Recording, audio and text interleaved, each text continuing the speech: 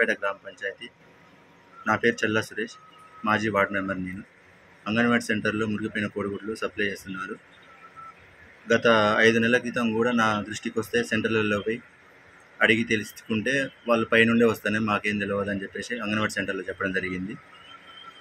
ఇప్పుడు ప్రజెంట్గా మా ఫ్రెండ్ వాళ్ళ ఇంట్లో కూడా సేమ్ ఇట్లనే మురిగిపోయిన కోడిగుడ్లు వస్తే అవి ఉడకబెట్టి అవి తినే లోపల పాపం మా ఫ్రెండ్ వాళ్ళ మిస్సెస్కు వామిటింగ్లు అయినాయి. స్మెల్ బాగా మురిగిపోయిన స్మెల్ వచ్చి వామిటింగ్స్ అయినాయి.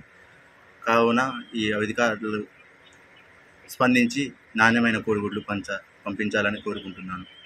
బయారం మండలం కొత్తపేట గ్రామం. నా పేరు శ్రవంతి.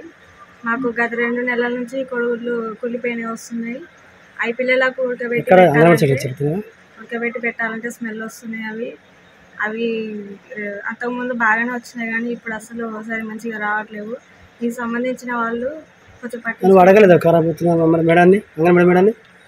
ఖరాబ్ అవుతున్నాయని చెప్పినాం కానీ ఆమె ఏమి ఇంకా సమాధానం చెప్పలేదు. మరి అవి ఎక్కడి నుంచి డ్యామేజ్ వస్తున్నాయో తెలియదు.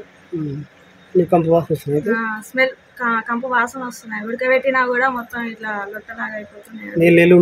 నీళ్ళుగా అవన్నీ సపరేట్గా అయిపోతున్నాయి. స్మెల్ ఒకసారి మేమే తిని చూస్తే మాకే అంత కడుపులో వికారం అయిపోయింది.